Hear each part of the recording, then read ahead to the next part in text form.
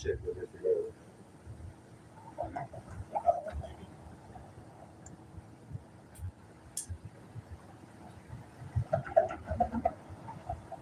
All right. We want to start off giving our praises, honor, and glory unto Yahweh, Hashem, Yahushua, Hashem, Kadosh. double honor to the apostles and the elders of Great Millstone, and peace and blessings unto the elect of the nation of Israel. Right, it's the GMS Houston camp. We out here once again to prophesy the downfall of America. Is written in the scriptures, all throughout the scriptures. Okay, and also out here to give the proper understanding of what this book is talking about. And then wacky. Today is Sunday. You got the harlot house filled up. Let's get that real quick. Jeremiah 5:7.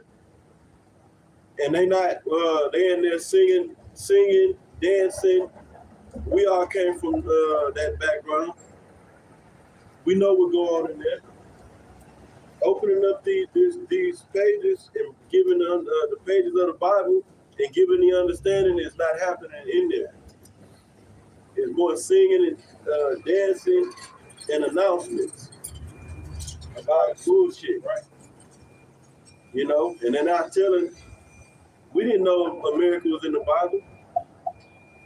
Jake don't know. You know, if you're in that wacky tacky Christianity, you don't know nothing.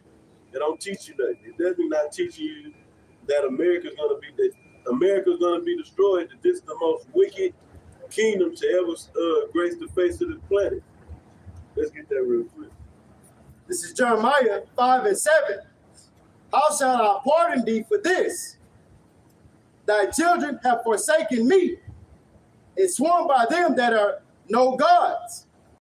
When I had fed them to the full, they did commit adultery and assembled themselves by troops in the harlot's houses. Yeah, this is talking about the so-called Negroes, Latinos, and Native Americans who are the Israelites, biblical Israelites. Okay, and this is a good scripture to show that we are them people, because it says it's whoever these Israelites are. It said they was going to be assembling themselves by the troops in harlot houses. Where the harlot houses is talking about a place where you go and commit spiritual fornication on the Most High and His Son. Okay, and that's what's going on in these so-called churches, which are nothing more than a place where you go and commit spiritual adultery. You know, you learn about Jesus. You know, Caesar Borgia, and there's a doctrine attached to that image. The man that loves everything, doesn't get mad, doesn't raise his voice. You know, wouldn't swat at a fly. Read that again. This is Jeremiah 5:7. How shall I pardon thee for this? Thy children have forsaken me, and sworn by them that are no gods. When I have fed them to the full. Because what are they really unknowingly? But Jake know the pastors is supposed to be leading the flock, you know, watching over the congregation, right? They don't understand the scriptures, but they know what they're doing is they full of shit, you know, though they don't have the truth. And they know that what they don't know is, I'm talking about the congregation, is that they're really worshiping Tammuz. They're worshiping the sun, the sun god Ra, which there is no such thing. All right. But this is why they worship on Sunday, early on Sunday morning. This goes back to the worshiping of the sun. All right, that's why it tells us in where's that in Jeremiah where it says, "Be not amazed at the what's that, Jeremiah 10 and 1? Yeah, bring that out real quick. This is Jeremiah I'll make a point. All right, this is Jeremiah 10:1. Hear ye the word of Yahweh, speaking unto you, O house of Israel. Thus saith Yahweh, learn not the way of the heathen, and be not dismayed at the signs of heaven, for the heathen are dismayed at them. Right. Us being the Israelites, you know, the Most High set up the in the book. I'm sorry, in Genesis, the first chapter, it goes into the creation of the sun, the moon, the stars, right? And we're not supposed to be amazed or dismayed at that, you know? It's the more Yahweh Shem Yahweh's creation, all right? It's not something to be worshipped. And that's what Esau and the other nations are into. They're going at it. Just finish the verse without before. It said, this is Jeremiah 10:3. For the customs of the people are vain. For one cutteth a tree out of the forest, the work of the hands of the workmen with the axe. Yeah, I just wanted to point out being that he's made at the start of the heaven. So that's what they're in there doing, which they don't, the average church member, they don't know what the hell is going on. They don't know that they in there worshiping the sun, Tammuz, Semiramis. This is what this all goes back to. Pagan worship. You got I got one go with that. This is Romans chapter 1, verse 25. Who changed the truth of the Most High into a lie and worship and serve the creature more than the Creator, who is blessed forever among. The creature going to creation, Right. all of creation, even the things that are on the earth, Right. like the brother was going into. Jake, just like come out of Egypt, Jake did what? Worship the calf. That's the creature. Jake you even got niggas today. They get into this black consciousness. They get into the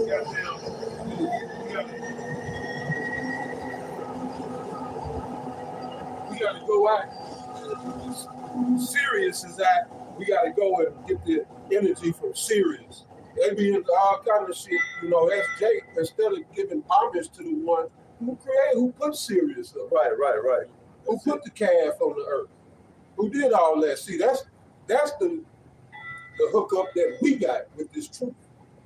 They getting the secondary, which the Heavenly Father getting ready to shut all that down. But they get it secondary, we get it first hand. But that's wickedness. That's wickedness, though. Yeah, our amazement is not at the creature, but the power that created the creature, the creations. You see? Like, damn, there got to be a great power to put this all together, man. To put the human body together, to put the seeds of the earth together. The order of how the setup of the whole planet Earth. It's amazing. Whoever put that together, which was Yahweh gave the blueprint to his son Yahweh Shai and the angels. Okay, elect angels. Now, going into that Jeremiah 5:7, talking about the Israelites assembling themselves by the troops and harlot houses, that applies to us, the so-called Negroes, Latinos, and Native Americans. Because if you go mainly in the inner cities of America, which they call urban community or whatever, the urban areas, which they're usually near downtown. Like you got for an example, in Houston, the wards surround downtown. 2nd, 3rd ward, 4th ward, 5th ward. Pretty much make like a circle around downtown. You see? Then you got other areas too, like the 610 loop. And if you go into the neighborhoods, jam-packed with churches everywhere. You got churches on every other, so-called churches, harder houses on every other block. You got one, you had a mile-long street, or just measure a mile long, you have maybe 4 to 5 churches on that in that link. You know. You know, the word ward means place to be watched.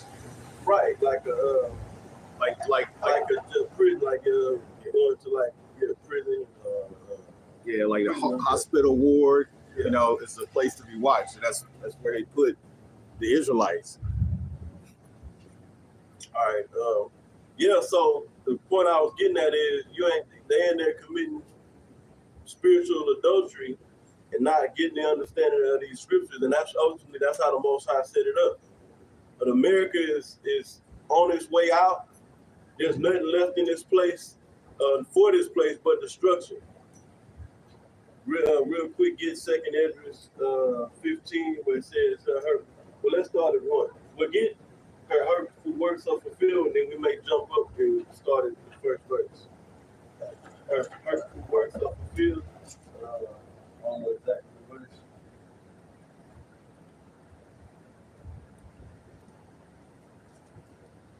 Maybe like the 6.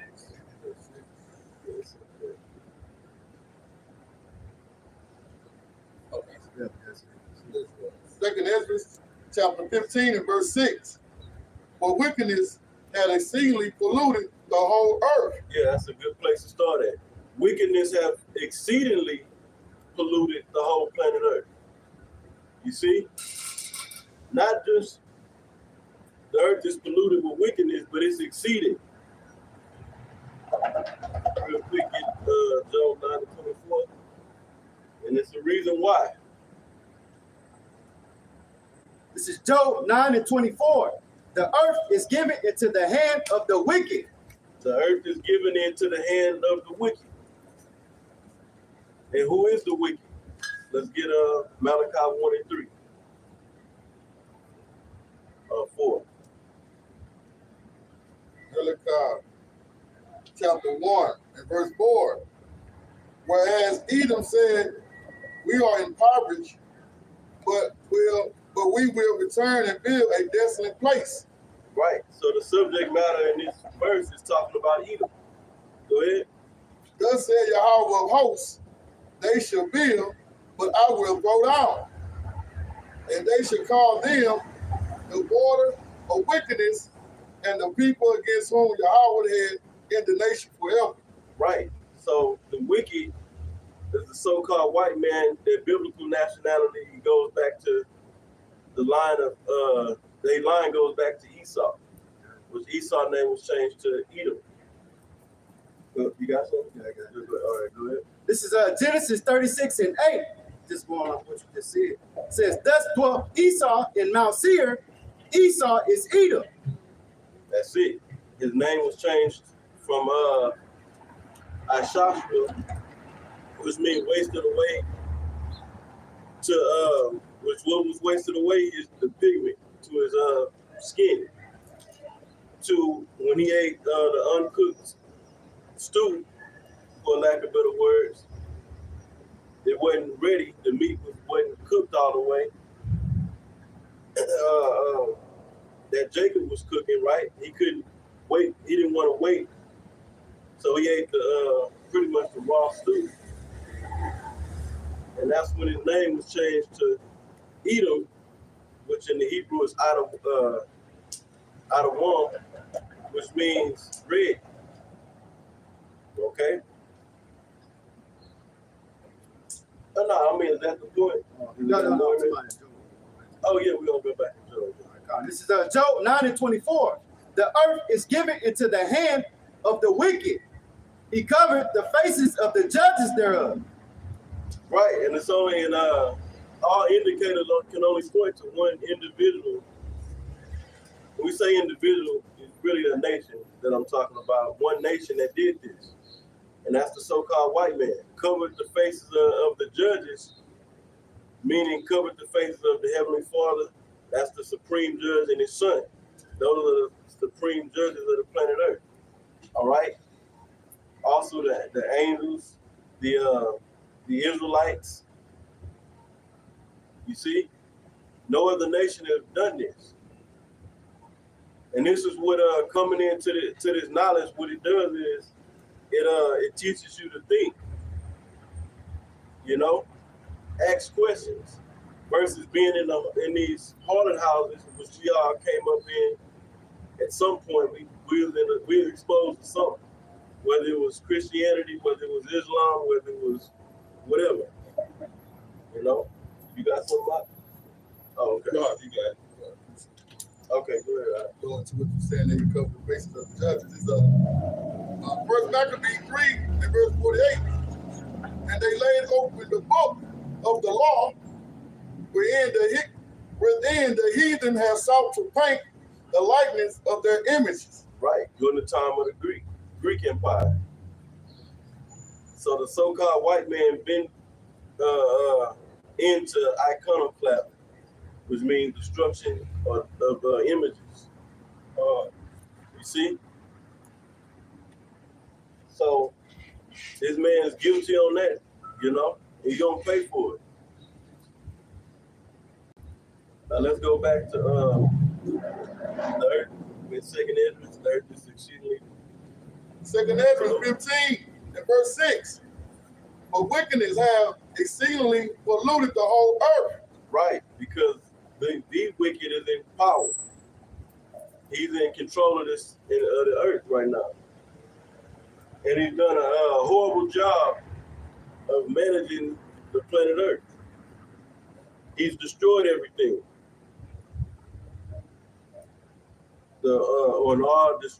Destroyed or destruction means to tear down structure or order. And that's what he's done. On every aspect, you're gonna look at order when it comes to how the Most High set things up. This man has tore that order down. See? The order for family is the man, the woman, and then the children. But with this man in power, he sets up. He changed the order. He sets up the woman, the children, then the man. Check that out. The man is at the bottom of the order in that. That's it. And that's ridiculous. Yeah, that's destruction. Yeah, complete. You would think, okay, the woman, he already set the woman up. So God got to at least get a man some type of authority in there. But now the man is under the children. Children run households in this place. Yeah. You know? Yeah, this nigga brother had posted a video of this nigga OG person. He was talking about how the state came through, like the brother said. First, they set up the woman to get the man out of the house. Then, basically, the state told the children, if your mama hit you, call CPS or call child protective services. So then so first they took the power from the man, set up the woman, then they took the power from the woman and set up the children through the CPS. And now you can't whoop you really, it's iffy. You know,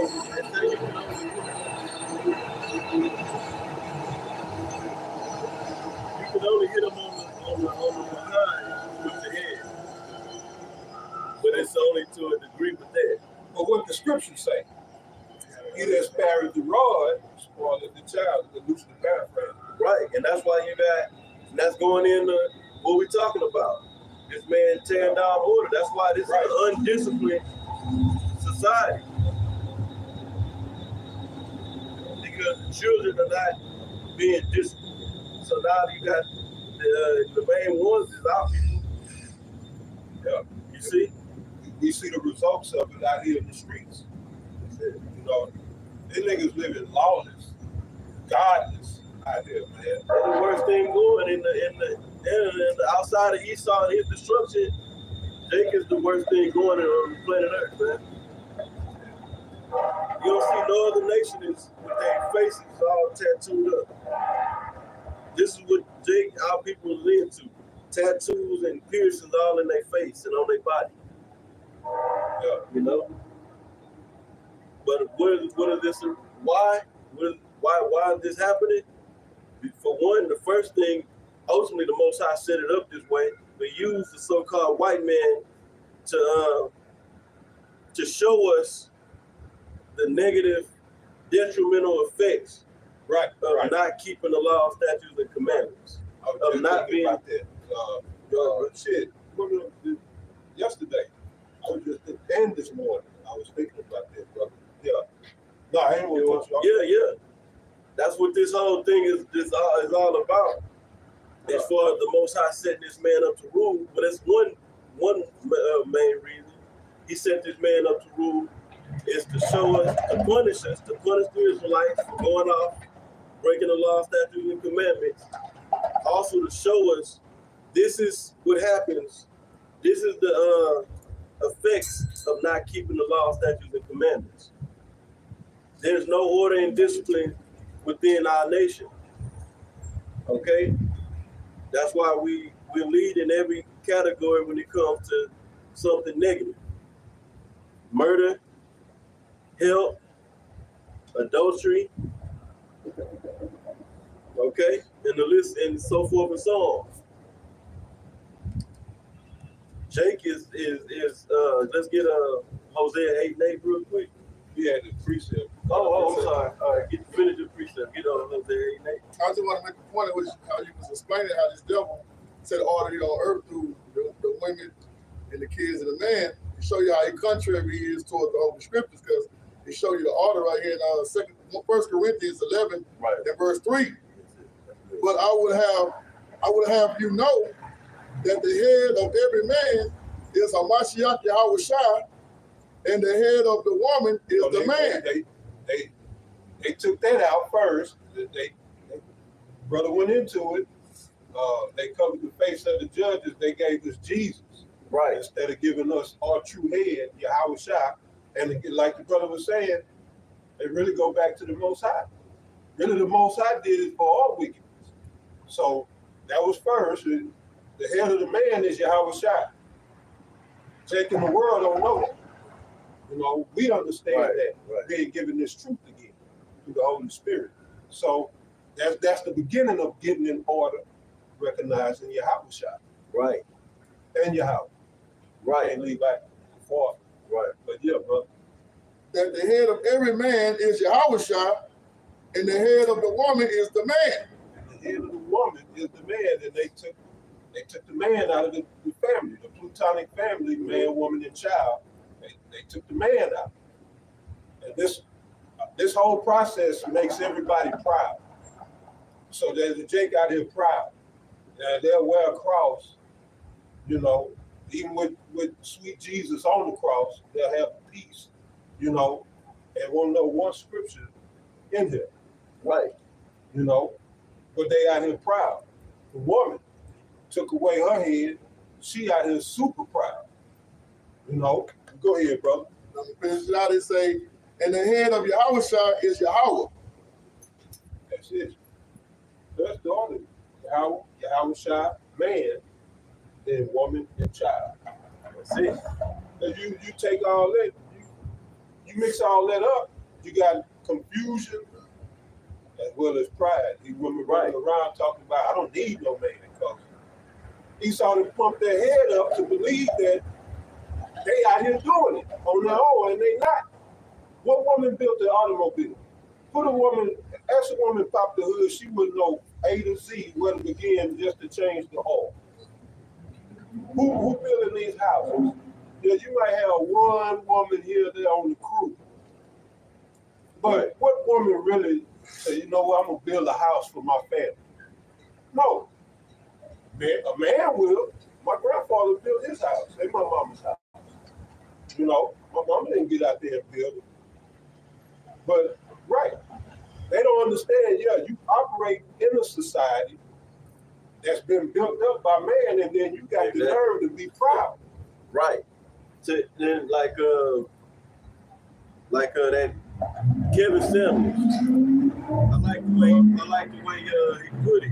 He said, "Man have modernized the world so much that how do you put it? Basically, man have modernized the world so much that women don't have to do shit.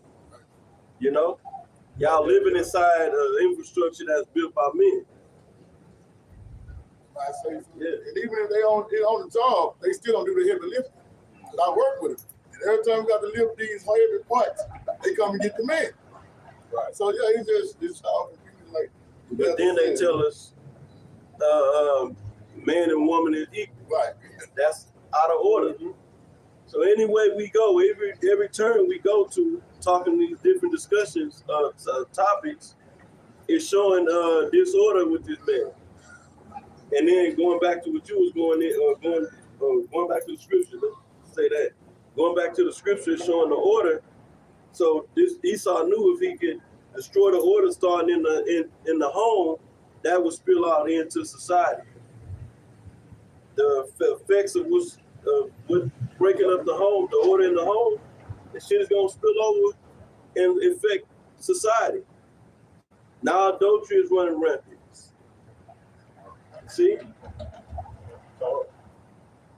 Now children of Jake is out here murdering each other before you bat your eye at them all. And they think you looked at them too long, or you just looked at them. Jake don't even want to, and so a lot of cases don't even want you to look at them. You know? But these are the curses that we experience in a lot, and a lot of the curses is falling upon us by simply being in captivity under this devil, man. Yeah, Esau just exacerbate the problem. Exactly. Now, let's go back to second. Yeah. Back to Second Ezra, chapter 15. Oh, yeah, let's get that real quick. This is all for it. Yeah, this is Hosea 8:8. Israel is swallowed up. Now shall they be among the Gentiles as a vessel wherein is no pleasure. Right, and the reason why Israel is scattered out throughout the four corners of the earth is because we broke the law, statutes, and commandments, scattered amongst the heathens. You see? And it says we're not a pleasurable people to be around. Or it's, you know, I'm sorry, I said that wrong. Well, it's not pleasing to be around Jake. Okay? It's a disgusting thing to be around us, you know? Main thing is the morals. Jake is so piss poor morally, and the goddamn heathens don't want to be around Jake. Yeah, that's sad. See? Yeah. But why? Because Esau had a target on Israel's back to indoctrinate this wickedness in us. That's the problem. Going back to Esau. Ultimately going back to Yahweh, you know, using the left-hand side, you know, of the negative, which is Satan, the spiritual demon Satan, which operates, or which basically does his work through his physical counterpart, Esau. All right? They got a love relationship, the Most High set up. They into each other, Esau and Satan. All right? But we coming into the time where the power that Esau is getting from Satan is finna turn his back on you, Esau. According to the order. Okay? Meaning when the Most High take the power, which he's doing it right now, taking the power away from you, you're not gonna be able to ultimately go to Satan with these different satanic rituals. All right, and gain power to forward your agenda in the earth. It's failing because the Most High is putting an end to your rulership. Real quick, Job 14:5. Whoever get it first, because that's the time that we're in. We're in a time where Esau must go down, according to Yahweh B'Shem Yahushai. So, and it's justified. that Esau needs and will be taken out of power in a horrific way, in a terrible way. That's the word. That's where you get the word terror from. The king of terror is gonna terrorize this man and terrorize his and take his power down in a terrifying way.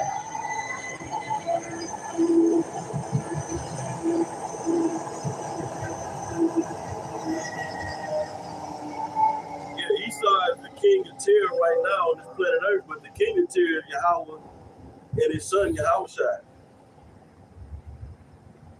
Check that out. You got your power from our big brother Yahushua. Fucking devil. Go ahead. This is Job chapter 14 and verse 5. Seeing his days are determined, the number of his months are with thee, and thou hast appointed his bounds that he cannot pass. Right. So we're in the end of this man ruling. The Most High set the bounds. Esau is not going to rule no longer than the Most High wanted him to rule. Esau is not running shit in the earth. Esau thinks he's making all the moves and decisions, and he has the power. Well, the scriptures say that the deceived and the deceiver are in the hand of the Most High. The deceived and the deceiver are his. All right. You had something? This is 2 Ezra 6 and 9. For Esau is the end of the world, and Jacob is the beginning of it that followeth. Right, and we know that we in the end based upon prophecy. Based upon the prophecies that are happening and the prophecies, the last major prophecies that we see knocking at the door. I mean, we right around the corner from this thing. This whole thing just imploding. We on a literally on a month-to-month basis. We don't know, we know.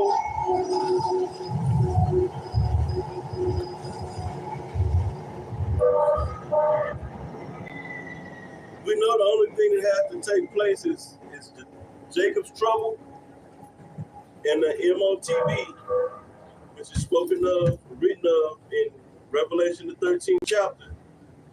Those prophecies, once those prophecies happen or fulfilled, hey, Yahushua is on his way. Because the Third World War is, look, when that happens, things are going to move extremely fast. Things are already moving fast right now. But when the time of Jacob's trouble comes and the MOTB is made mandatory to operating on this grid, the time is going to move, and that's going to be the true warp speed. I think that Trump came out with Operation Warp Speed. The Operation Warp Speed is when these last prophecies is fulfilled. Things are going to move extremely fast. This man is going to go down quick. You know, he's not going to have time to fulfill his agenda. Time is up. Go ahead. Just to back you up, when you said the devil be so proud about, he think he's doing this on his own, but don't know Yahweh using him for his purpose. Okay, to come against us is like, so I want to bring out Psalms 17 and verse 13, which is King David speaking. He said, "Arise, O Yahweh, disappoint him, cast him down, deliver my soul from the wicked, which is thy sword." You know, again, that the Heavenly Father is using this devil to do his work now. You know, the Heavenly Father in control of both the right-hand side and the left-hand side. So this devil think he's doing his, like the brother just said, deceiver is his, man. So he's not doing anything with his own, man. But the Heavenly Father's purpose. Okay. Let's go back to 2 Ezra. 2 Ezra 15 and verse 6. For wickedness had exceedingly polluted the whole earth. Yeah, people are dying from one of the leading causes of death is heart disease. But why people having these different heart conditions, heart disease, because of the food. The food of this man is poisoning the food. Okay? Cancers is killing people. Why are people catching cancers? One of the main reasons is the food. And the radiation and then the different toxins that's entering the body. Because this man has polluted the whole goddamn, well, it's a lot, the whole earth. You know? Everybody's mind is mush minds. Everybody's mind is a pile of shit. Literally, people are walking around here, bugged out of their mind, in great confusion, right? Lawless, and don't know what's going on. And this is a product of the wicked being empowered. Go ahead, I just say, and their hurtful works are fulfilled. So that's why I made the statement earlier. There's nothing left for this place but destruction. This man took this kingdom to the height of wickedness. You know? The only thing left for him to do is to do what the Most High programmed to do, which is to implement the MOTB. Okay? And set off this time of Jacob's trouble. Because Esau is the one that's going to bring the trouble upon Jacob. All right? Esau got all the ingredients for the perfect recipe for the time of Jacob's trouble. Okay? Wouldn't be surprised. We entering winter. Yep. And it's going to be a dark winter. Those are the projections from your government officials. Economy trend specialists. Okay? That it's going to be, the winter time is going to be bad. We got these phones come equipped with the application, these news apps. Everybody is getting the news.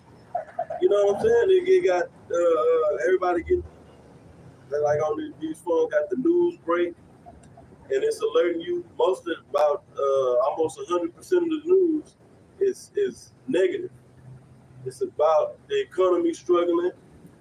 It's about food shortages to come, which is going to lead to a famine. Okay, let's see how the grocery stores look come next year.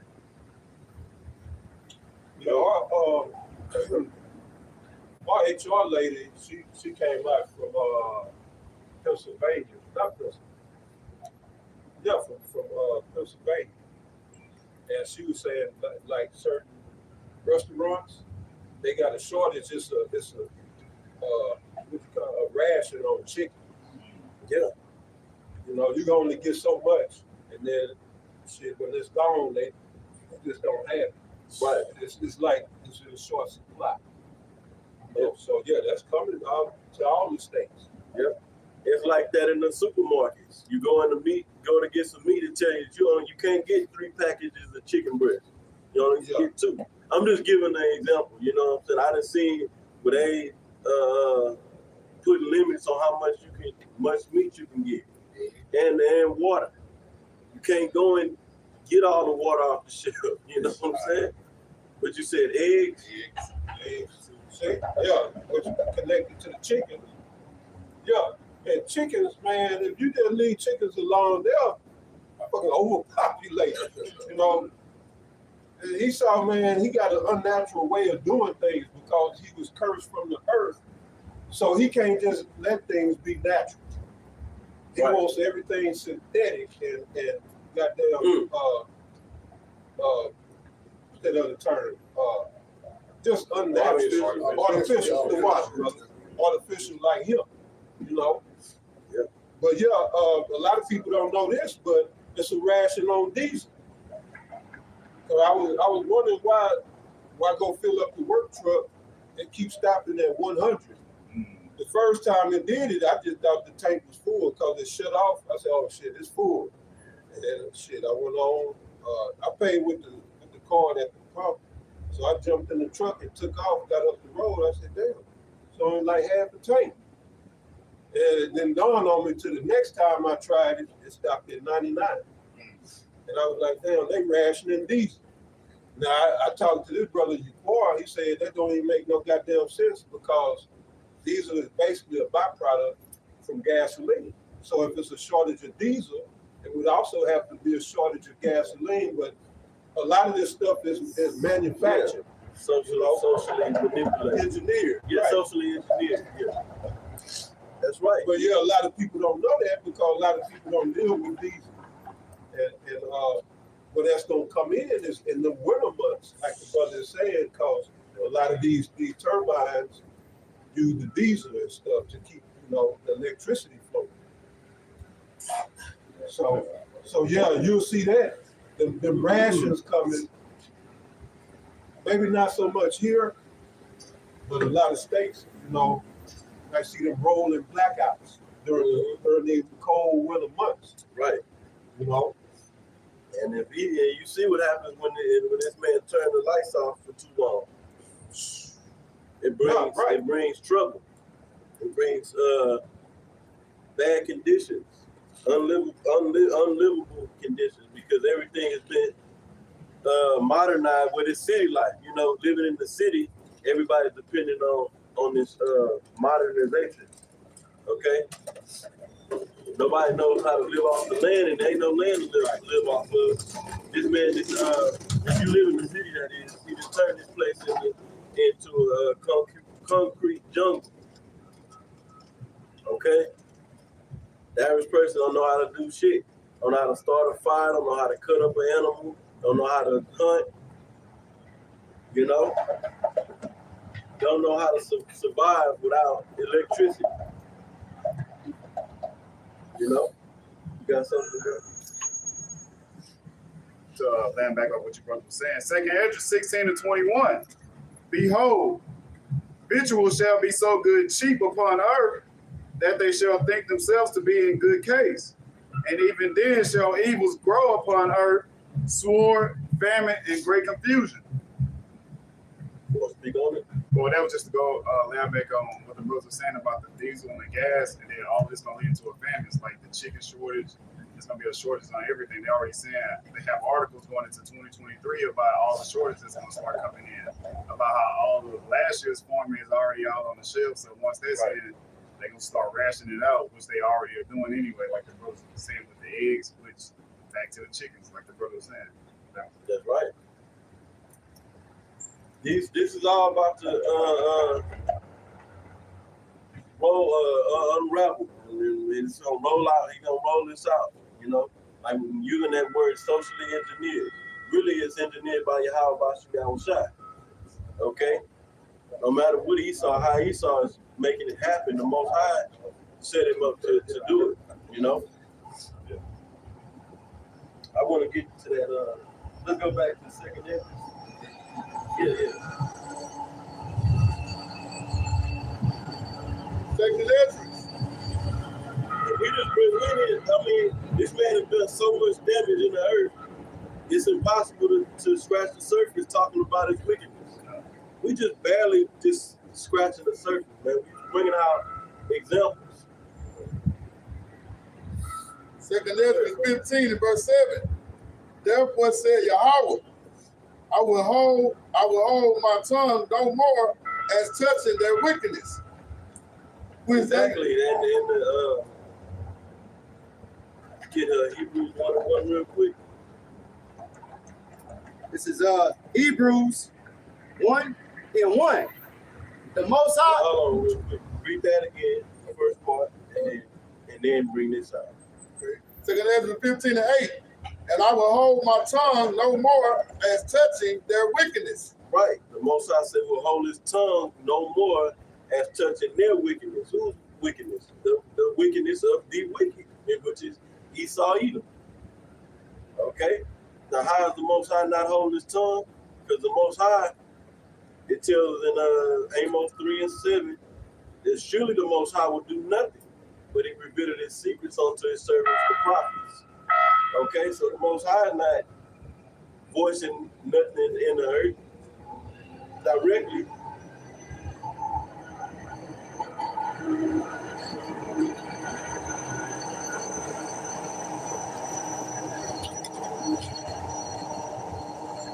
He has a speaking instrument, which is the prophets. Go ahead, brother. This is Hebrews 1:1. The Most High, who at sundry times and in divers manners spake in time past unto the fathers by the prophets. That's the first verse? Yeah, kind of. All right, that's the end of it? Yeah, that's it. Okay, that's the point. You see, the Most High speaks by way of the mouth of the prophets. That's how the people is going to know what's going on, the judgment that's going to come down the pipe on the planet Earth by the mouth of the prophets. Even other nations are getting warned of what's coming. We're telling other nations their judgment. And we're telling the whole world what's about to happen. Okay? China, Moab, which is the Chinese, go back to Moab. They're not going to rule this planet Earth next. Esau, in the form of Russia, is not going to rule on this planet Earth. They all will be destroyed and subjugated under Yahushua. Okay? Now, what I want to do is jump back up to finish that verse, then we're going to start at the first verse. Okay. 2 Ezra 15:8. I will hold my tongue no more as touching their wickedness. Right. That's why we out here on the highways and byways and also doing lessons. Because what we're doing is we're reading off the charges. We're bringing out the charges against Esau. We're exposing this man for all the wickedness that he's done. And then, we all come up in this man's food system, his public food system. And we know that our foreparents was put in slavery, hardcore bondage. We got a shadow of that knowledge through movies, through school, the public school system, food system. Maybe you had some of our grandparents could tell certain little, or great grandparents could tell us certain little things about hardcore bondage, or maybe just not even the hardcore bondage, but just a shadow of that. The point I damn near lost my train when I was going with them.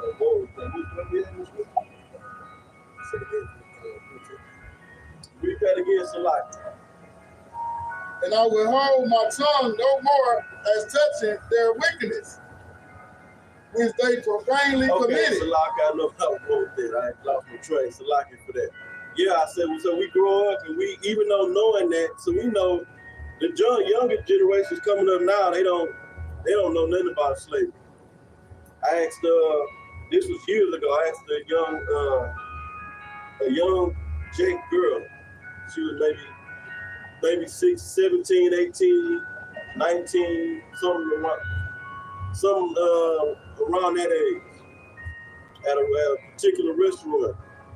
And they were during the time of that the Zimmerman trial, and Zimmerman got off, and Jake was pissed off, and Jake was in an uproar for half a day. You see, and she was all, one of them people that was, they this is no justice for the black man, for black people. And then we told her, well, this been going on. This been going on. They just now, we got this technology to where we can, get things on get these incidents on smartphones, and then Esau controls the media, so he knows how to blow up events and situations. So something happened, he can put the light on it and then make it dramatize it. When Jake has been getting destroyed, in this place, been not getting justice, okay? But going back, and then we asked the girl about slavery. She said she didn't. We asked her, do you know how we got over here to America? She didn't even know. So you got some that know, but a lot of them don't know. You know? But we growing up, we knew about it. We feel bad about it. But with all that, we grew up thinking this bastard was a fucking noble man.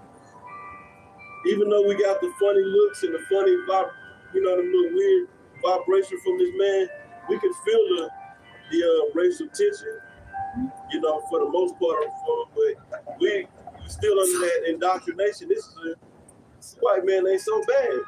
He's helping the world. He got all these fundraisers going, and he's helping the planet Earth out. And he wants us, you know, you grow up thinking this shit, man. We believed in the indoctrination and the deception. We believe. That go to show what the brother said. People say the education system is broken, it don't work. It worked perfectly fine for what the enemy put it out there to do. How you don't know where you go back to? And a lot of that is all people don't give a damn. The younger generation, they don't give a damn about that. It's all about this we in a microwave society. They want, you know, be on it, Instagram, TikTok, all that, you know, and get followers and all this shit. And how you want to be followed, you don't even know where you come from. Exactly. Everybody got something to say. Everybody is an expert on this, that, or the other. You know, a narcissist, this is how you can tell who's a narcissist. All this old dumb shit, you know. Will be the next Kevin Samuels. Will be the next this, that. Oh, I'm a life coach. All this old dumb shit. No. Until you done got in this word and found out who the fuck you are. Right. That means as a people and as an individual, who you are. A lot of these people need to shut the hell up, man. Right. You know? Kevin Samuel, he made some good points, but even he was lost. He was pushing Christianity. Right. He was asking people, hey, brother, go around. Yeah, he was asking people, callers, are they Christians? Because he was trying to, you know, lead them corner them into a position where he could basically win the argument. Cut him. Cut him. Yeah. You know? Yeah. He was also pushing witchcraft because he was pushing the former kid, the former coach. He was telling them women that, you know, they should get counseling, which that's going on. And he was telling them maybe they should get on for a period of time, get on them PCs or PEs, prescription drugs. All right. Nice suits like the white man, like he saw nice suits here. Right. Read that. Okay. No, I was gonna say everybody with a smartphone now think they smart. They all setting up accounts and stuff. But a dating coach, I'm this, I'm that. YouTube influencer. Yeah. YouTube influencer. You got it. Second Ezra 15 and 8, top. I will hold my tongue no more as touching their wickedness, which they profanely committed. Neither will I suffer them in those things. Yeah, so like I was mentioning, we out here bringing out the charges on this man and exposing him. That's it. That he is the wicked. Right. That's why I made the statement. We came up thinking this man was the good guy. Right at that verse that say, he had appointed his bounds. Yeah, the Most High have appointed his bounds that he cannot pass. And now this going right into that. You know, the Most High we're not going to kick back and just allow it. You know, right? He doing something about it beginning with the prophets coming up. Get 2 Thessalonians 2, and I believe it's the I think it's the 9th verse.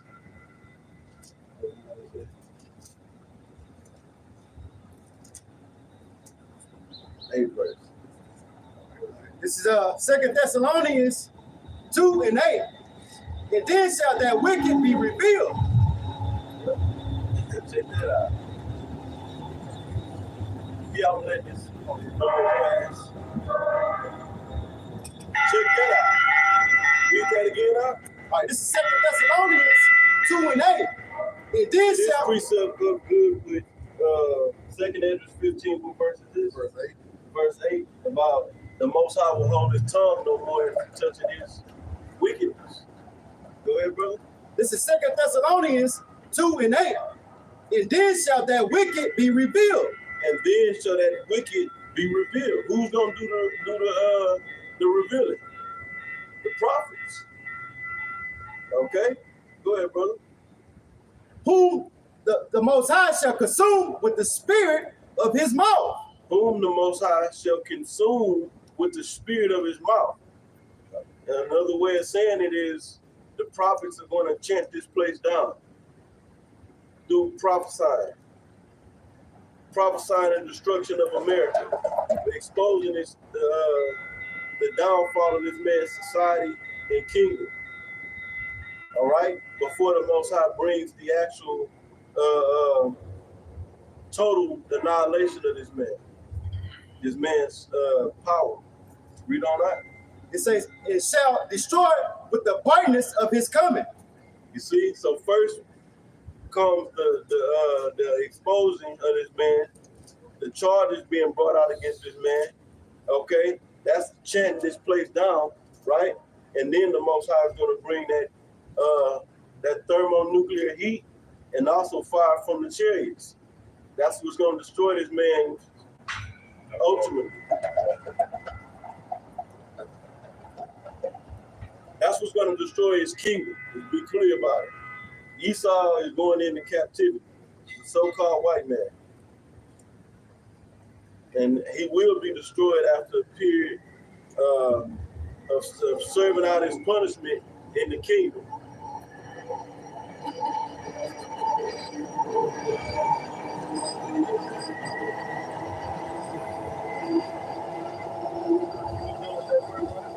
Okay, finish the verse. Okay, 2 Ezra 15 and 8, and it reads, neither will I suffer them in those things which they wickedly exercise against a slacking, in which they wickedly exercise themselves.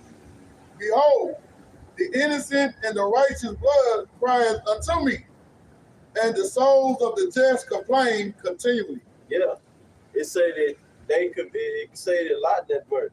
They profanely commit wickedness. You see? Profane goes in, it means outside the temple. Okay? So everything this man does, he tell you that it's righteous, that he's a righteous man, but he shows different. Look what we got. We got the abominable acronym running rampant in mainly right here. This is the hub. This is the hub of that abominable acronym. You come over here and you can if you want to become a woman, you're a man, you can do it. And they got it down to a science to where they can literally have a man looking just like a female. And you can't tell the difference. You know? Place of great confusion. And then it says he wickedly exercised, which exercise goes in to try out. He who tried out wickedness to its fullest extent. He didn't exercise wickedness in the earth over and over and over again. This man is the master of wickedness. If you want to know how you be the most diabolical, wicked person on the planet Earth, Esau can train you on that. You know, all you gotta do is look at his track record. In the last part of the verse, it said the souls of the righteous complain continually. The innocent blood cried unto me. Brother. Yeah, you read that last part again.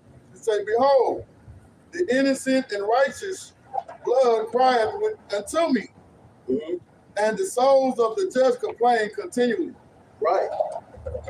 Now let's get a good example of that. Let's get Genesis, the 4th chapter, where it says that Abel's blood cried unto the Most High.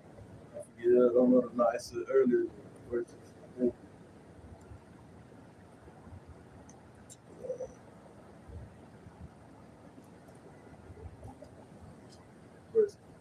Verse 10. Read verse 9. The point is in verse 10. All right, this is Genesis 4 and 9. And Yahweh said unto Cain, where is Abel thy brother? And he said, I know not. And check this out. The spirit that was in Cain is the same spirit that's in Esau. Cain came back through reincarnation. Reincarnation is very biblical. And it's not it's deep, but it's not once you break it down, it's not some hard concept to see. It's pretty simple. Once you break it down, go into the scriptures, you know. This is Genesis 4 and 9. And Yahweh said unto Cain, where is Abel thy brother? And check your spirit out. Go ahead. And he said, I know not. So that's lying. So that we see that this man is a goddamn lie. Get John 8 and 44. St. John 8 and 44 and maybe the 45th verse. Ye of your father the devil. St. John 8 and verse 44. You of your father the devil, and the lust of your father ye will do. Right? This is Yahweh speaking to the wicked scribes, Pharisees, okay? Sadducees, go ahead. He was a murderer from the beginning, and adored not in the truth. Meaning because they had certain positions, you know, that they held, they were set up by the Roman Empire, and they was getting certain. It's kind of like just like today with these pastors set up.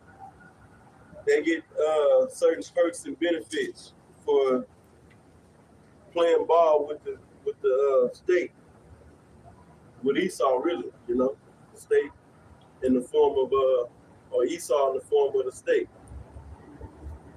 So same thing was going on back then, because this is nothing more than the revived Roman Empire. All right. This is nothing more than that deadly wound, the beast that was wounded but not unto death. We read about it in Revelation 13. Okay, his deadly wound was healed right here, America, through America. The Roman Empire was healed through the birth, or the start with the Renaissance period, leading up into the formation of America. Okay. So going back and during this time period, yeah, they was going up. Just like, for an example, Yahweh, he was crucified based upon a pagan custom, right? Didn't Pontius Pilate say, isn't it in your custom to release a prisoner and then crucify the other? Well, that's not in the Israelite custom. That's not in our law, statutes, and commandments. What the hell is he talking about? Talking about some wickedness that our people was into, put on the people by the leadership. See, we don't have that custom was a custom, pagan custom, basically. See. Go ahead. Back in St. John 8 and verse 44, ye are of your father the devil, and the lust of your father ye will do. What's another thing? What's another example? While we on this topic, there was when Yahweh made that whip, and he went there and whipped the people and the cattle out of the temple. They was in there.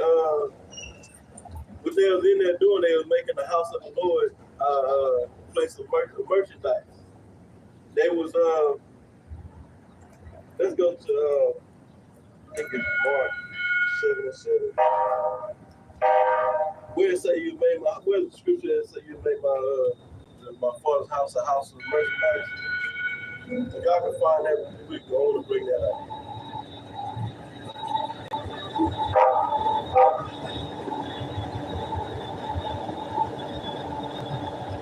So instead of them being in there focusing on worshiping Yahweh, you know, and they didn't know nothing about really understanding about Yahweh.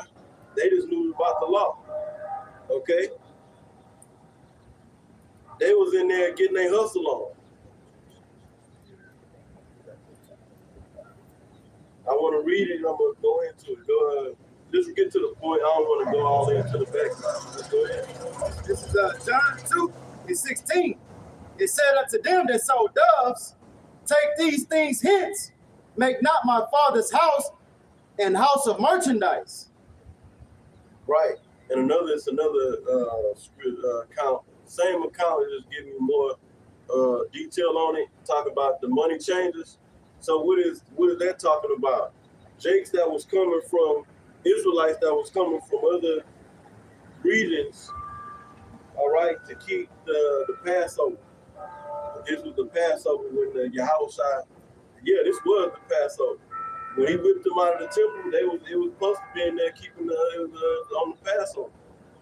Because that's why them Israelites came from wherever they was. They knew that they was Israelites to keep the Passover and also the other two high holy days that all males are supposed to come to to Jerusalem and keep. The Feast of Tabernacles, the Passover, the Feast of Weeks or the Feast of First Fruits, same thing, and the Feast of Tabernacles. So this account, it was the Passover. So it's a serious day. But what were they in there doing? They was in there collecting money, so they was in there doing the exchange rate system. So if whatever the value of that, so say for example they was coming from Ethiopia, Jakes, Israelites. They was taking the Ethiopian money and giving the exchange rate in the shekel or the Hebrew money. Okay, converting the exchange rate. It may like for an example, you got, I know $1 American dollar, a US dollar. If you take the US dollar over to Trinidad, Tobago, it's worth 6. So that $1 now is valued as $6 over there. So that's what was going on. They was in there. They was coming, probably paying tax and giving on. They was doing that exchange rate up in there. They was in there hustling. They were selling doves and they was in there, making money. Okay, go ahead. This is St. Matthew 21 and verse 12. And Yahweh went into the temple of Yahweh and cast out all them that sold and bought in the temple, and overthrew the tables of the money exchangers and the seats of them that sold doves. Right. See? So they was bringing their different monies or whatever from where they came from, the denomination of their money, for lack of better words. I ain't real versed in that, but yeah, they was taking their money, whatever it was, from where they came, the region they came from, and then they was exchanging it, giving them the value, giving the high priest up in there, giving them the value of it, and whatever it was worth in the shekel or the Hebrew money at that time. Go ahead. In verse 13, I'm it said, real quick. Why would they sell it doves? Sacrifice. Yeah, that's wicked. See that? That's wicked, because for you to sacrifice, it's really got to belong to you. But I guess when you buy it, it's yours, but it really don't have no attachment to you. You're buying it right there. The sacrifice is you're supposed to be giving it up, or give up something. So, you going in the temple to buy it, that ain't much of a sacrifice. Yeah, you're supposed to bring the sacrifice right to the court. So you go in the court. Israel wasn't even. Well, we don't. If you're an Israelite under the old covenant, the Israelites didn't go inside the. Well, they had to go in the court portion of the temple. All right, then the priest would take the sacrifice and go of the animal and go sacrifice the animal for whatever sin offering or whatever. so it's just Jacob being wicked. Jacob committed sin and be like, hey, I'm gonna go to the temple and buy my sacrifice. And, Right. That was wicked. That's why I say in the book of real quick, let's get not Matthew. Isaiah, the first chapter. Let me give y'all the verse. If you was to look at a map or a diagram of how the temple was set up, even it'll show you how everything was set up, the altars and the Holy of Holies and the court and so forth and so on. Give me 1 second and get this verse. Yes. This is Isaiah 1:11. To what purpose is the multitude of your sacrifices unto me, saith Yahweh? I am full of the burnt offerings of rams, in the fat of the fat beasts, and I delight not in the blood of the bullocks, or of the lambs, or of the he goats. Right. It was a period of time where the Most High stopped acknowledging the sacrifices of Israel. And I'm not recognizing these sacrifices y'all bring. Okay? Until his son, on the ultimate perfect sacrifice that was needed to give us remission of sin, until he came on the scene and died on the cross. So go ahead, read on. This is Isaiah 1:12. When you come to appear before me, who have required this at your hand, to tread my courts. See, to tread my courts, because that's where you came to bring the sacrifice. I want to make that point real quick. Is there more over there in that account, Matthew?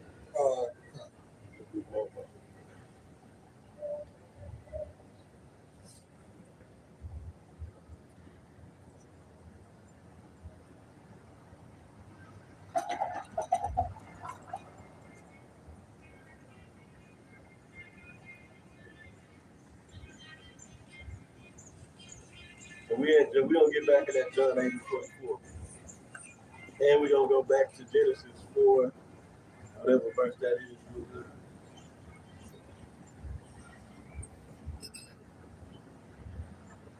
That's all right. That's pretty much the point. There's more in there, more detail in the scripture, but the point was, I was talking about Israel which was orchestrated by the leadership into the doing wickedness.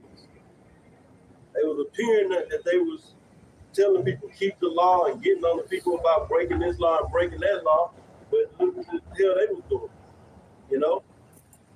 They had the people engaged in all kind of fucking wickedness. Okay, cool. Yeah, go ahead. You got it. This ain't Matthew 21 and verse 13.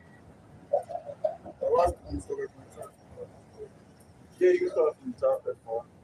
Verse 12. And Yahweh went into the temple of the Most High and cast out all them that sold and bought in the temple, and overthrew the tables and the money exchangers and the seats of them that sold doves. Right, even though they didn't have understanding of Yahweh, the Messiah, they knew the Messiah was to come, but to understand, everything about Yahweh, that part, that was in the making. That's what Yahweh setting up the 12 disciples, okay? That's what their job, to bring the information about, look, the Messiah is here, the kingdom of heaven is at hand, and giving the understanding of the scriptures. Their whole thing was pretty much the law. The officials of officiating the law, statutes and commandments. So the point is that they was in there to make an honest attempt to doing righteousness, then Yahweh would have had no reason to whip their ass out of the temple. See, but it pissed him off. Go ahead, Verse 13, and said unto them, it is written, my house shall be called the house of prayer, but you have made the house of prayer. Right? That's what we in here doing. That's what we supposed to do. In the house of the Yahweh Shem Yahweh Shai, come here to pray, to sacrifice. Okay. Now, paying your tithes is part of this thing, but it's not the focal point when you're in the mind of, I'm in here just getting as much as I can. Tithes, and then you're there also buying and selling. What the hell is that all about? Tithing is one thing, and alms, you know what I'm saying? But then you in there selling, then you're focused on how much money we raking in this money. I can't say cash. They had a fiat. They weren't dealing with the fiat back then. Go ahead, Al. my house shall be called the house of prayer, but ye have made it a den of thieves. Yep, a den of thieves. Right? See that? A house of merchandise. And that's what you have today. These so-called churches, they in there getting their hustle on. Hustling the people. They got ATMs in these hard houses now.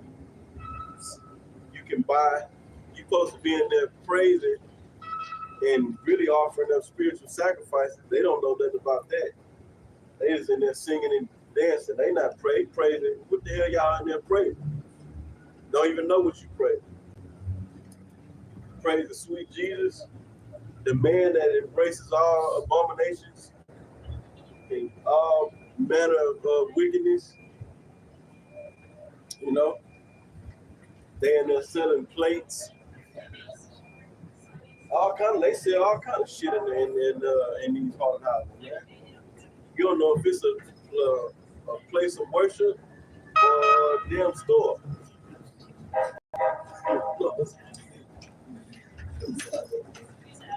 All right, that it on that? All right, let's go back to John 8:44. St. John 8, verse 44.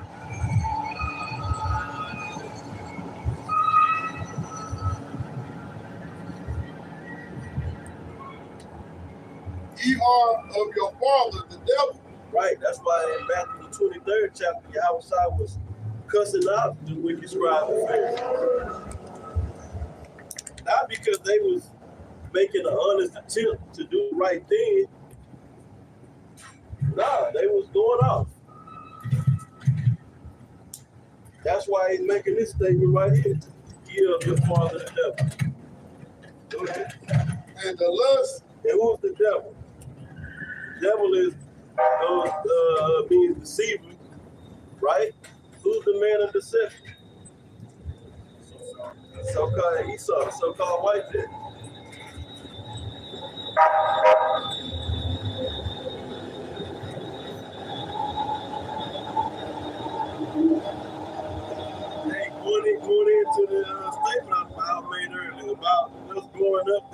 man was a noble. And not only was he noble, but this country, or so-called country, was really a corporation. It's all about bringing in revenues to the elite, banking families, right? But this so-called country, we thought this was a upstanding, upright place. You go to in the class, go to school in the morning, they feed you that garbage in the cafeteria. Basically, for Jake is depending on that free lunch, that free meal plan. You know, so you go in there, this man is feeding you in the morning. Then you go in there, get in the classroom, and you stand up and you pledge your allegiance to the United States of America, to that flag. You see, and then in that pledge, it's a noble pledge.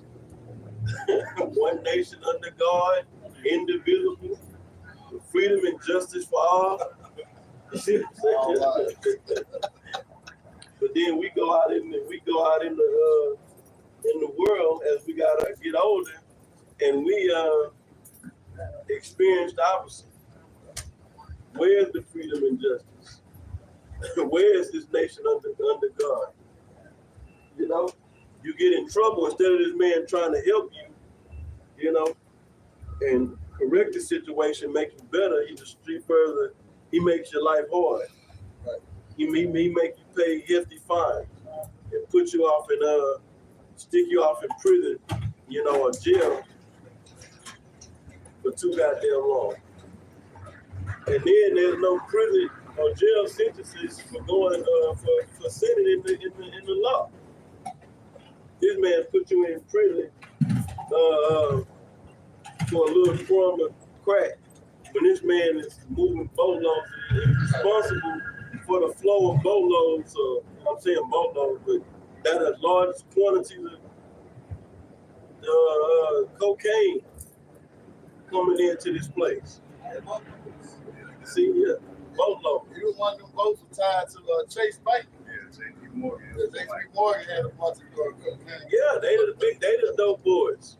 He kept the They shit. talking about dope boys and all this. Y'all ain't moving shit, man. Esau is the kingpin. When it comes to selling drugs, Esau is selling drugs, man. Illegal and what they call street drugs and pharmaceuticals, over the counter. How do you want it? Esau got it. You know, that's what he's doing. All right, what was that? Back in St. John 8. Yeah, let's go ahead and get back on that. All right. He said, ye are of your father the devil, and the lust of your father ye will do. He was a murderer from the beginning. Right, see? It's letting you know. This is a good scripture you can use. It's letting you know that the spirit that's in this man, because who was y'all saying they was acting, y'all coming in the spirit of the Roman Empire. Who was the leadership of the Roman Empire? Esau, white man, so-called white man. You see, he said he was a murderer. That man, the Romans, right? He was the first murderer. Going back to Cain. See, go ahead. And it reads, and a dog not And a bold, and bold not in the truth, because meaning and lived, in other words, lived not in the truth. Go ahead. because there was no truth in him. So there's no truth in this man. He can't tell the truth. He was programmed to be a liar.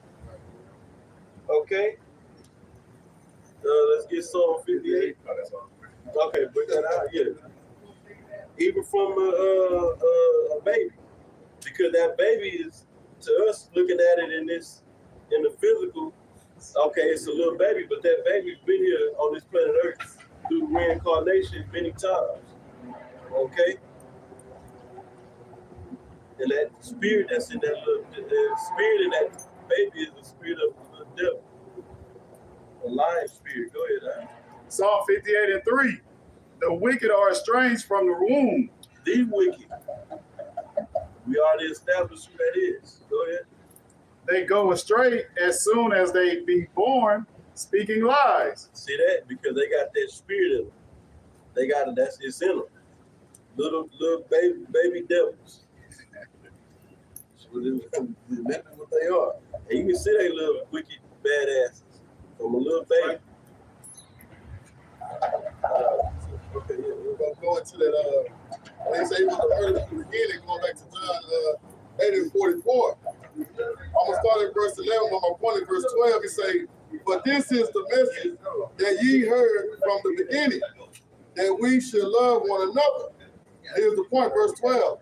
Not as Cain, who was that wicked one, who of that wicked one. So like, See that? see?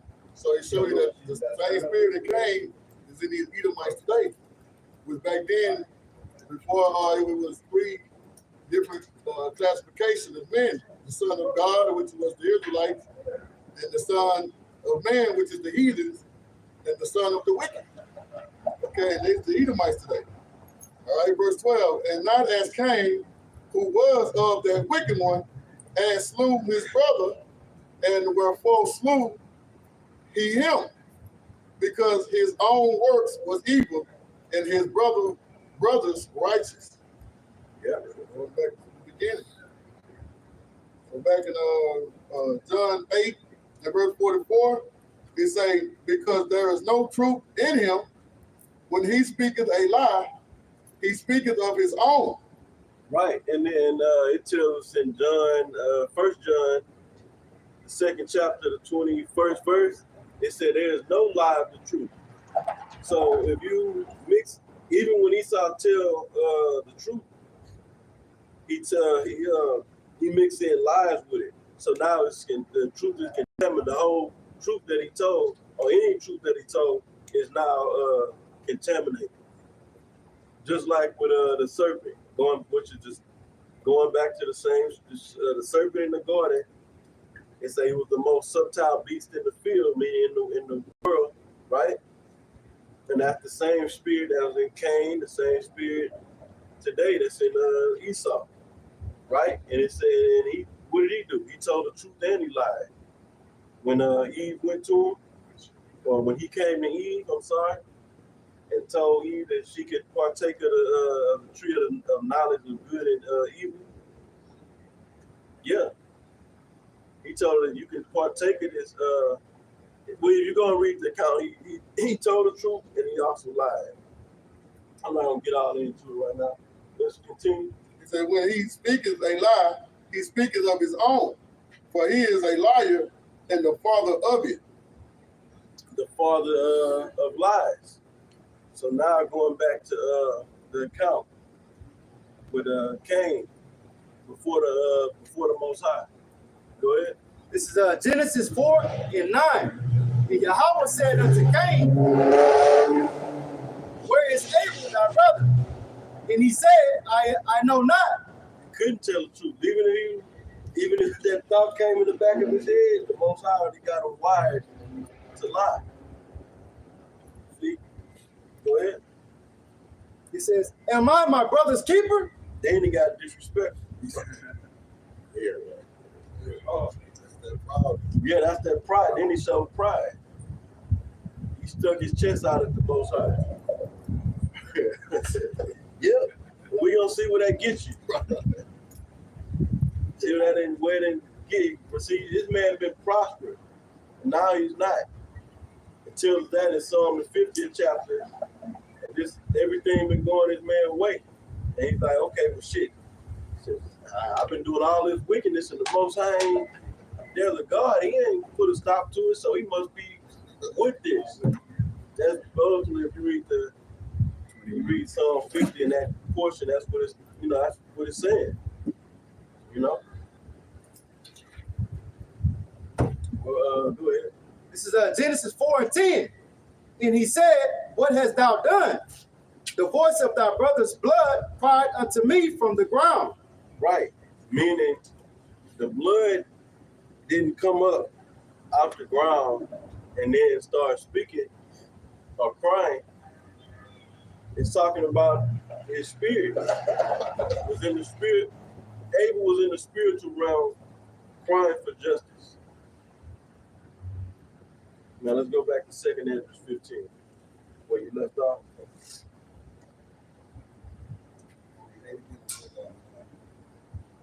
Now you can jump to 2 Ezra 15, verse 9. And therefore said Yahweh, I will surely avenge them and receive unto me all the innocent blood from among them. Verse 10, behold, my people is led. So ultimately the Most High is hearing the cries.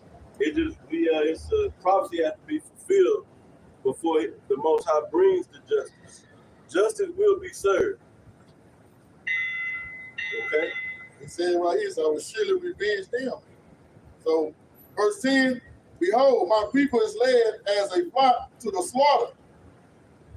And I will not suffer them now to dwell in the land of Egypt. It's American spirit in Egypt. Right. According to Revelation 11. Verse 12. Verse 12. Egypt shall mourn,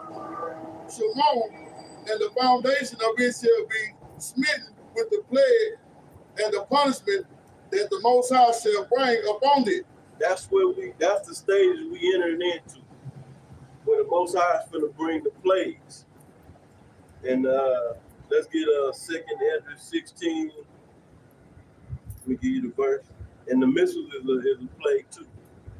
The warheads on the missiles is going to plague this place. Okay, it's going to bring distress, bad times to this land. Right. And when you go into prophecy, that's the seventh plague. That's the ultimate destruction from the thermonuclear missiles. 16 and Ultimate. 14. Start at 13. This is 2 Ezra 16 and 13. For strong is his right hand that bendeth the bow. His arrows that he shooteth are sharp. It shall not miss. What is this talking about? It's going into the destruction of this that's going to come upon this place. For some of the things we've been bringing out. And we've been in this going way back before us. This man has been getting exposed. Okay? From our apostles and elders and even from their teachers. Right? All the way up into now. We sound like a broken record. We're going to keep coming out. We're going to keep prophesying against this kingdom. All right? According to Jeremiah 28 and 8. And we're going to keep sounding like a broken record. Bringing out these prophecies. Bringing out that this man is the wicked.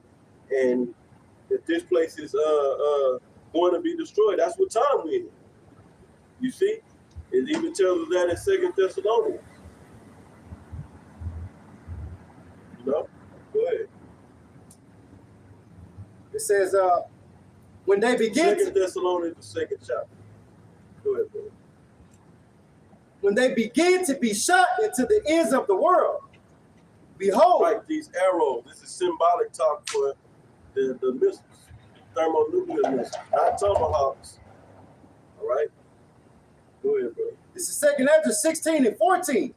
Behold, the plagues are sent, it shall not return again. See, now the Most High describing these arrows as plagues. The plagues is sent.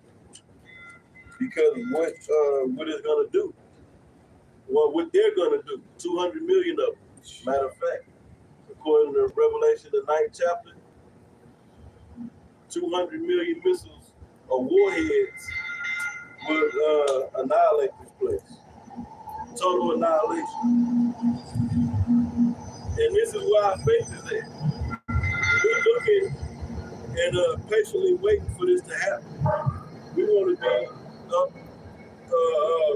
above the firmament, looking down at the destruction of this place.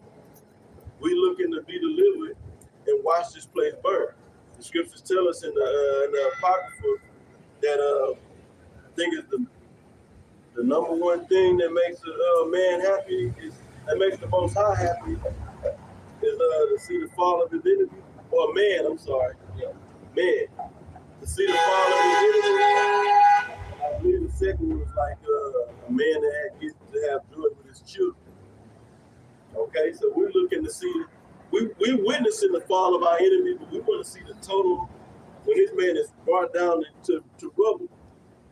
That's it. Yeah, Jake want to see the Super Bowl, you know, every year. We want to see the super destruction. So that's really, that's the real game day, you know. But it ain't gonna be no fun. Just finish that. Go ahead and finish that. It says, until they come upon the earth. Okay. This is 2 Ezra 16 and 14. Behold, the plagues are sent, it shall not return again until they come upon the earth. Yeah, plagues are sent. So once the Most High put it on the minds of these nations to shoot these thermonuclear missiles off in the planet Earth through a third world war, it's not gonna the Most High not gonna change his mind.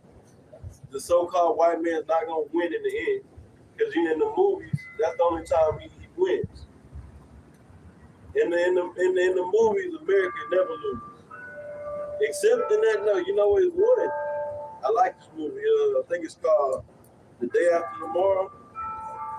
The one that's with Nicolas Cage. And the Bible is the main, like the Bible and prophecy is like integrated in that movie heavily. And at the end, if it's not called The Day After Tomorrow, I think it's called The Day After Tomorrow. Yeah, Owen. Huh? Owen.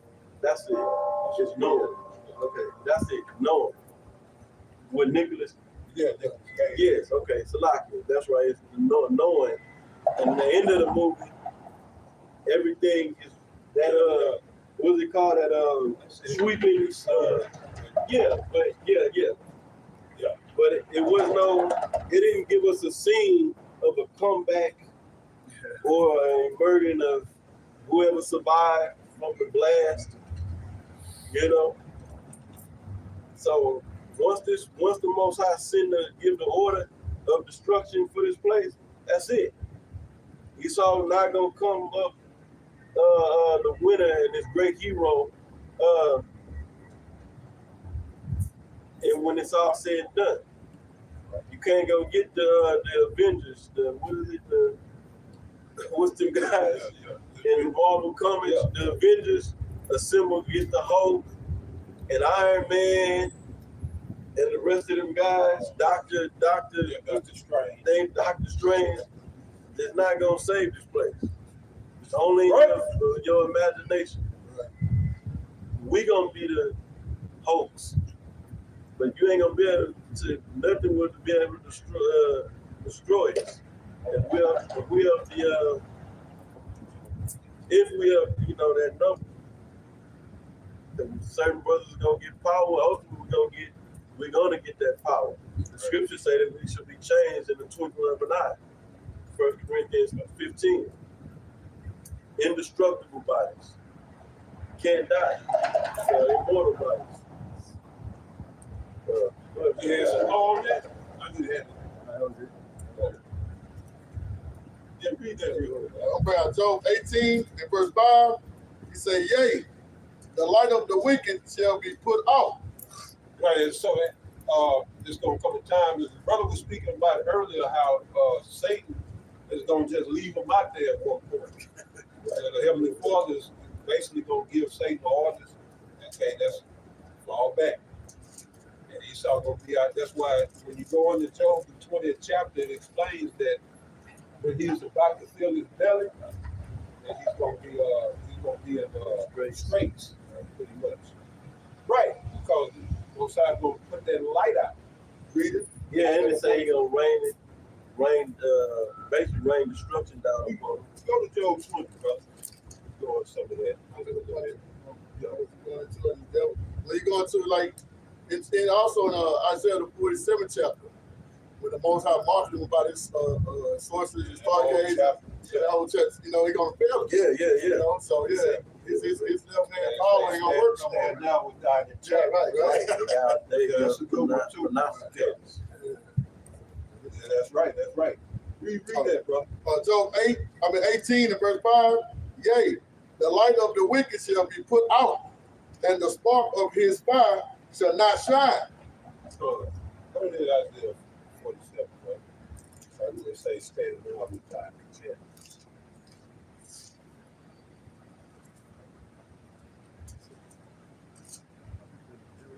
in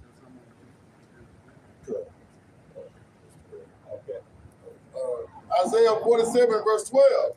Stand now with thy enchantments and with the multitude of thy sorceries. Right, and it's going into this because, as we read in Job 18 and 5, it's going to come a time when Most High is going to take away that light of the Illuminati. You understand? They call themselves the illuminated ones because they was given the light from their God, their power, Satan. You know, their father. And so the Most High orchestrated the whole thing. Most High is going to tell Satan to shut it down. And this devil's still going to be out here trying to go to war with the chariots. He's still going to be trying to spark up that CERN particle accelerator, trying to go to another dimension. He's going to be trying everything possible, you know, to try to get out of this judgment. What we're going into, this devil got a judgment coming. This judgment must come. You know, he ain't going to get out of it. He done destroyed the earth. He done destroyed the people of the earth. The Most High people, you know. And he think he gonna get around his judgment. It ain't gonna work. So, yeah, read that one more time. Isaiah 47 and 12. Stand now with thy enchantments and with thy multitude of thy sorceries. And with the multitude of thy sorceries. So, right, he get together, they had their brotherhoods and stuff, and they do their little ceremonies and Drinking blood. Yeah. Sacrificing babies. They do their spirit cooking and they drink the blood, all that stuff. They have their rituals and all that good shit. You know, which this is where they get their power from these certain demons. Right. These rituals and stuff, whatnot. But see the Heavenly Father, he's mocking Esau right now, saying, yeah, if I bring this calamity on you, yeah, stand now with your enchantment. Right. Which you were so puffed up and proud about it one time, Right. trying to compare yourself to me. Let's see how much like me you are now. Yeah. You know, stand with your enchantments. Let's see what that's going to do for you. Because the Most High allowed him for a season, for a particular time, to get away with, to do these things. Right.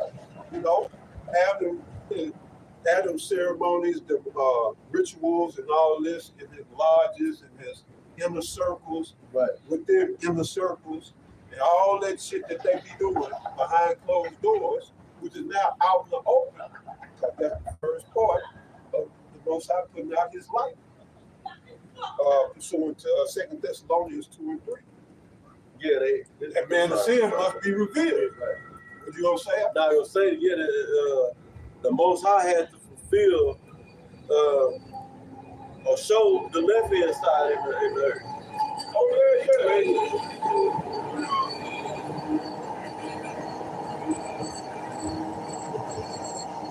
Yeah, and going back to what the brother was saying earlier, Most High is allowing all of this to show us, like the brother said earlier, he saw at the zenith, the peak of his wickedness. Right. We're supposed to be learning from this. You know, yeah, we sigh and we cry, but we also should be learning that, yeah, this is, if nothing else, this is what happens when you disobey Yahweh Ba'ashem Yahweh Shah. When you break his covenant, you break the law, statutes, and and commandments, this is what happens. You understand? Heavenly Father said, you didn't want to, man, give me real quick. Say it'll take long. Deuteronomy 28:45. So that's the spirit the brother was speaking on this earlier. I did a lesson on this yesterday. But read that real quick. This is Deuteronomy 28:45. Moreover, all these curses shall come upon thee and shall pursue thee. Yeah, all these curses pertaining to the covenant. Now, what a Christian don't know, the biggest secret in the church is that the covenant, that old covenant that they say, oh, the law was done away with. We under the New Testament. That's a lie. That's a lie. We're not exactly under the old covenant or that Old Testament, but it has to be fulfilled. Before you can go to the new, the old covenant has to be fulfilled. And what am I saying? I'm saying it's been fulfilled in Yahweh Shai.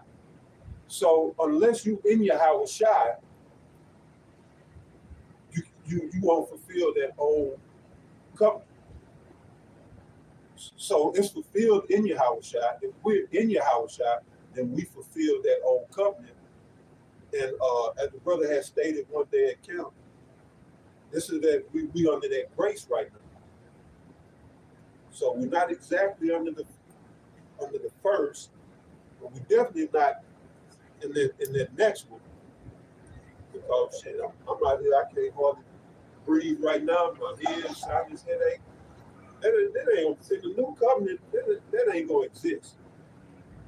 You know, ailment, have got the sunroof at the top. You know, all that ain't gonna exist in the kingdom. You get tired and shit. You know, but the old covenant has to be fulfilled. Yahweh Shai did it. So for the Jakes who don't want to get with Yahweh Shai, what's the fulfillment for them? Death. Yeah. Then they can go and see they're gonna have to die, and then they'll be reincarnated into the new covenant. We trying to get in through Yahweh Shai where we don't have to die, and that's that grace period. That's why we utilize the grace of Yahweh Shai, which Yahweh Shai, the ark, he crosses us over into the new. But through him we'll fulfill it. Exactly. Yeah. And that was what it was. We agreed that we would keep the law. Keep the law. And And the Most High ain't letting us off the hook. Yeah. So what John 3:16, for God so loved the world, he didn't want us all to die. He gave his only begotten son, that we could fulfill the obligations of the old covenant. Exactly. To receive that life, that everlasting life in the new covenant. But for everybody talking about, they mocking and scoffing, talking shit. Yeah, y'all look ridiculous out there. Ain't no man coming back to save you and F Yahweh Shai and all this. Y'all don't know what y'all talking about. They gonna find out what we talking about. But they ain't gonna like what they find out. Right. I was gonna say just to add what you said. The problem with the first covenant was us. It was us. We the problem. See, the Israelites is the problem when we dealing with the first covenant. That's why I say in Hebrews 8 starting at about 6, read down, it says finding fault with them. That was the problem with the first covenant. It wasn't the law that was the problem. It was us not being able to keep the law. Okay. Being in this sinful flesh. Right. So, right. The Christian want us the old covenant done away with. I mean, they saying, and in essence, what they saying is the law is done away with. The law is done away with. Well, why is this then? Read that again. This is Deuteronomy 28:45. It's Deuteronomy 28:45. Moreover, all these curses shall come upon thee, and shall pursue thee, and overtake thee, till thou be destroyed. Are we not a people destroyed? I mean, we still under that old covenant. If we weren't under the old covenant, Jake wouldn't be out here gunning each other down over some trinkets, some worthless bullshit that Esau told you was valuable, that you come out here to murder your own brother. You don't even see. Well, of course they don't. But they don't see Yahweh Bashim, Yahweh Shai in each other. Because we've taken on the image of this goddamn devil. Esau has made Jake in his image, instead of Jake allowing the Most High to make them in his image. So these niggas running around there reflections of Esau. The brother just read, he had the precept come out. He was a murderer from the beginning. What are these little niggas out here doing? They murder without batting an eye. And he murdered, and see, they murdered for, murder is unjustifiable, a killing, an unjustifiable killing. You see, and then Cain didn't have no justification for killing at all. Just straight out of pure envy. Not at all.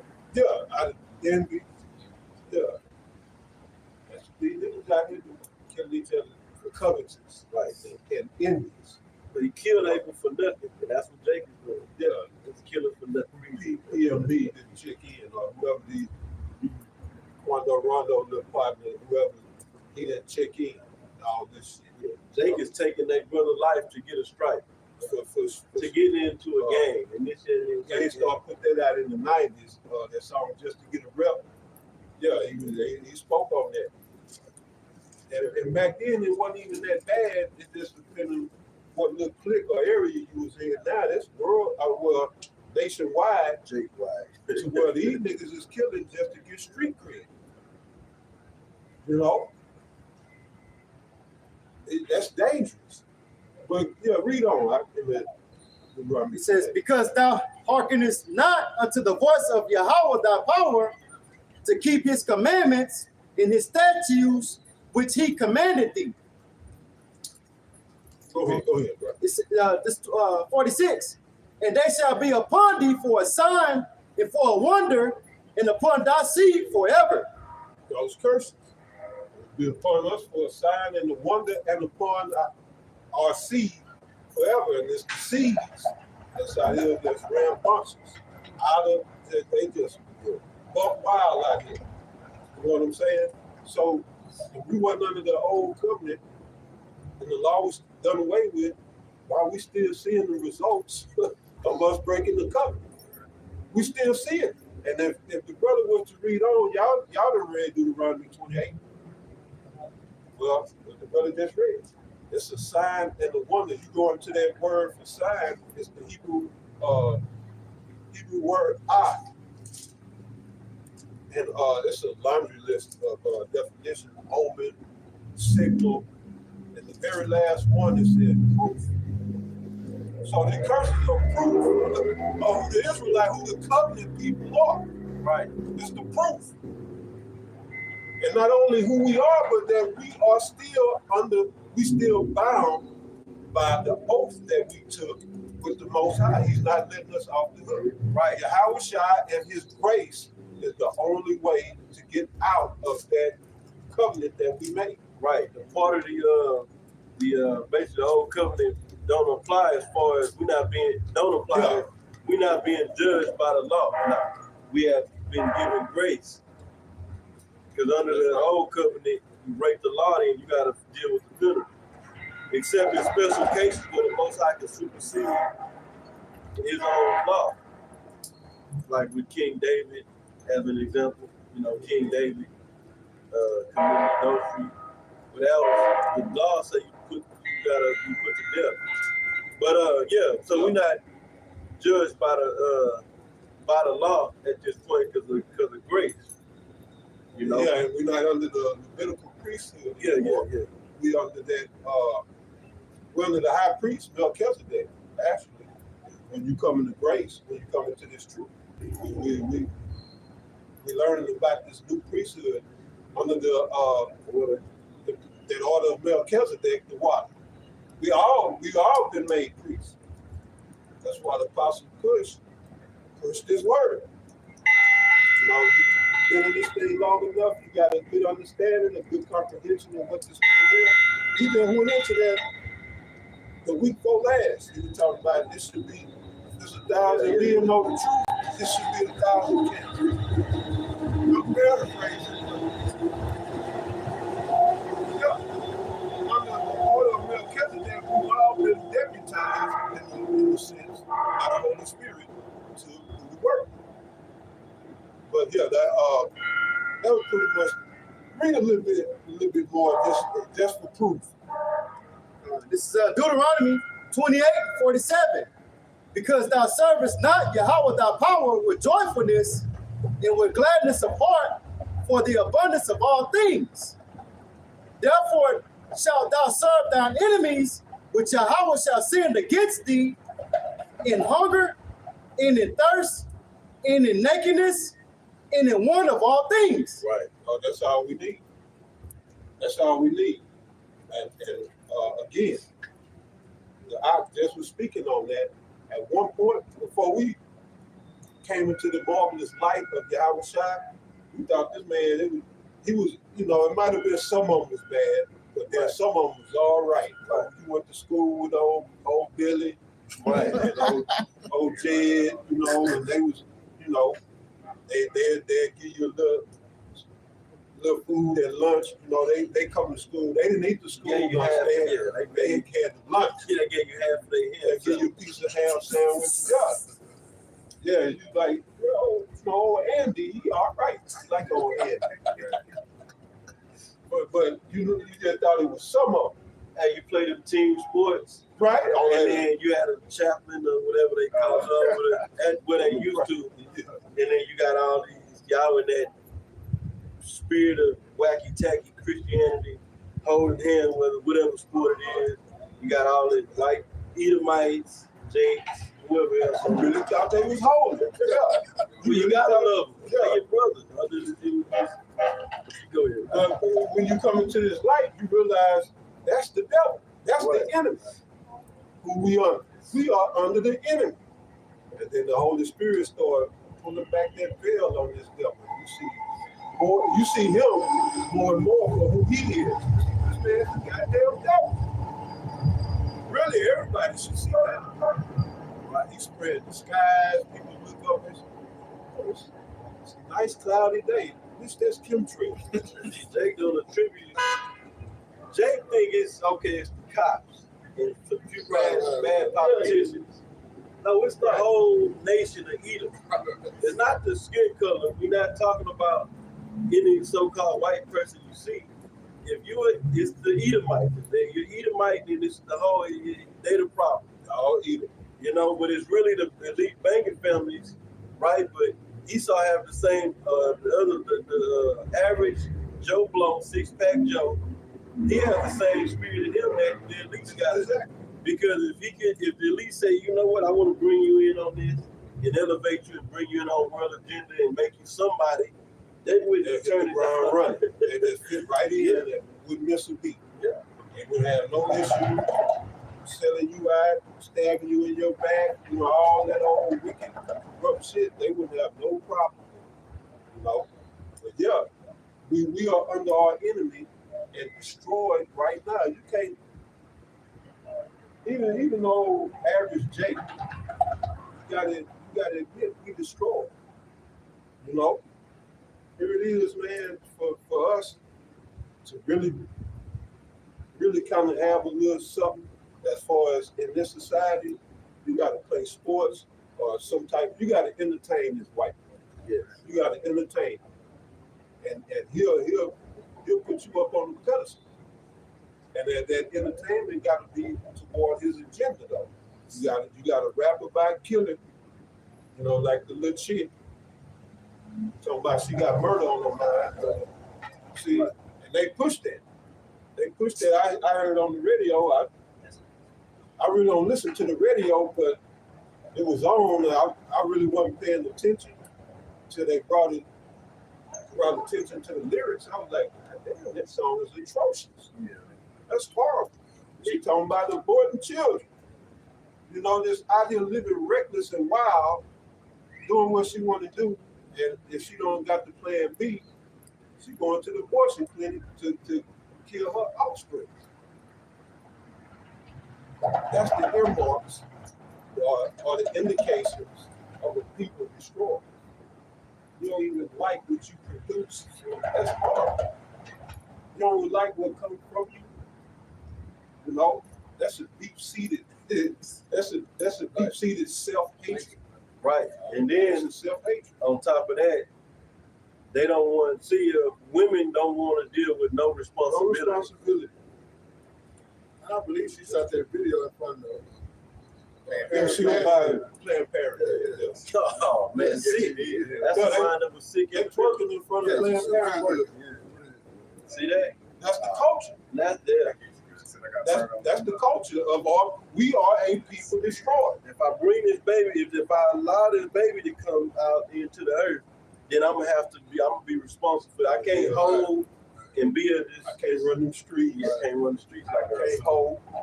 And she had the stud with her. She was the girlfriend. She had the stud. She was rapping. Yeah, the whole video was just vile. Okay. Violent and vile. That's vile, yeah, but that's horrible. I heard Apostle Toar mention, see a downfall of a nation, just look at their women. That's true. Yeah, definitely. Definitely. And that's what we see in our nation. Again, reference the brother's lesson that he's been going into. They put the woman as head, and then she out of order, out of control. And then what comes from that?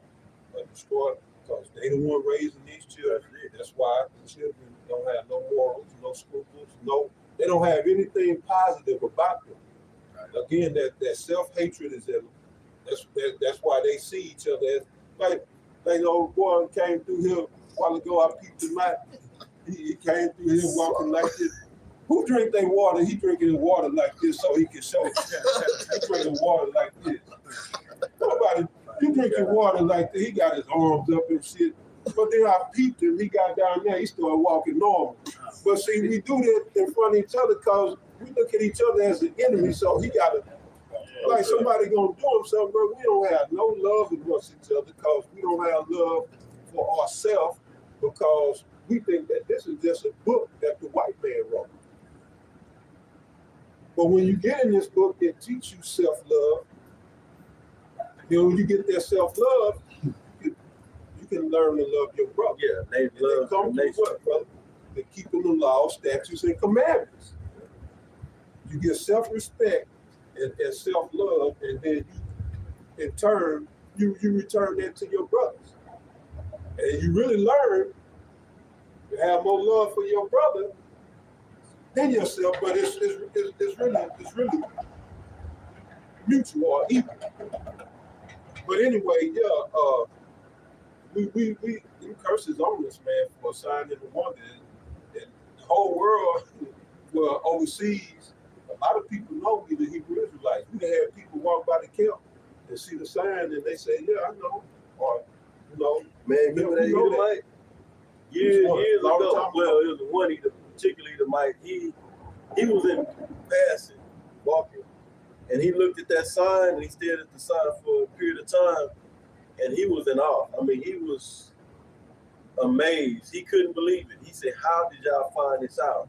He told me that. He said, how did y'all find this out? He said, we know about this. They taught us this. I don't know but that's what he said, you know.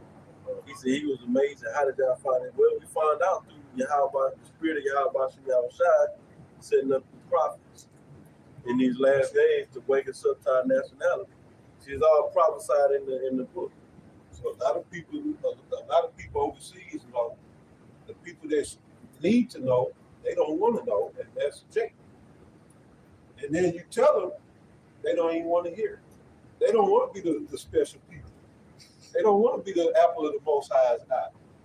Our people really they idolize and put Esau over. Our people worship Esau. Right. This is they believe this is the kingdom. If the highest status a man can get is in this man's kingdom. Get his money, right? Drive his cars, and wear his clothes. You know, yeah. That's what else do you do? You get all the houses, you get houses, cars, clothes. Then I'm sorry, I mean, cut you off. No, you got it, bro. You got, That's all people ambitions as a rider. You know? I think one of them rappers, man. Oh, Fat Joe. Fat Joe was, I think, I can't remember. It was one of these rappers. It was Fat Joe. It might have been Tony Yayo or something. I was watching something. And they, whoever it was one of these rappers that made a statement about, you know, making all this money and going and living in these suburban neighborhoods. He said, man, I feel like it F my children up. Because now they going to school with all these Edomites, being ostracized. And say, well, he said his child was put on the hit list. I think it was Tony Yayo.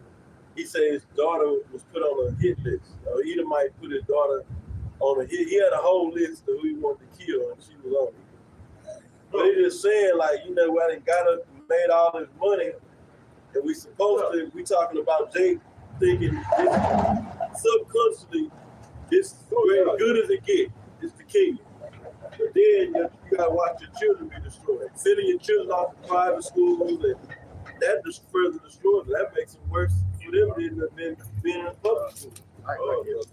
Send them off to these schools with all these fucking wicked ass Edomites is doing all this goofy shit and wicked shit. You know? But yeah, so It's a lot. nah, we good, brother. Did we finish that? All right. We finish that and then Isaiah 47, verse 12. Stand now with thou in enchantments, with thy enchantments, and with the multitude of thy sorceries, wherein thou hast labored from thy youth. If so be, thou shalt be able to profit. If so be, thou mayest prevail. yeah, if so be, thou mayest prevail. So right. The Heavenly Father, this devil's light is being extinguished little by little. And, you know, proof of that is us waking up to this truth. The truth being returned to us through the Holy Spirit. Right. You know? Can't have two people sitting on the throne at one time. So, Most High giving us the light back so that we can rule in righteousness. At the same time, the devil's light must be extinguished. Right. So, it is what it is. Judgment is coming to this place and for the Edomites. Yeah, our light is shining, which is the light of Yahweh Shem Yahushai. And the scripture say that? We close out on that, Matthew 5. Close out on that. Our light is shining and his light is Light dimming. is going out. He finding himself in we had said straits earlier, but what's that? He's finding himself confounded. That's why they holding all these councils like that. The Pandeezy, it ain't go smooth like they wanted to because you got all these morticians and these the funeral directors, doctors coming out and exposing about the juice. Tell, oh, shit, we find this.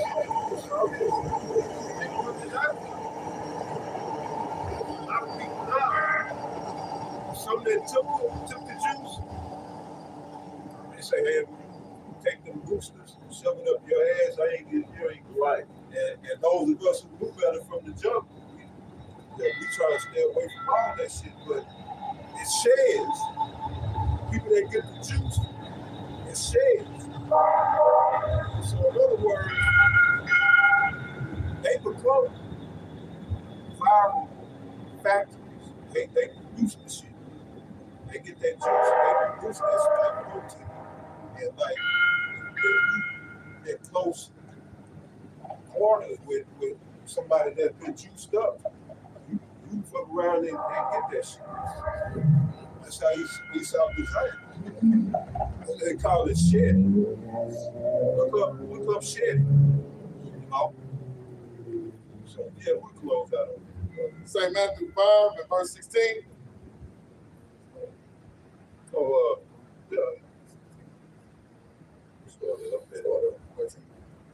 St. Matthew 5 and verse 14. You are the light of the world. A city that is set on a hill cannot be hid.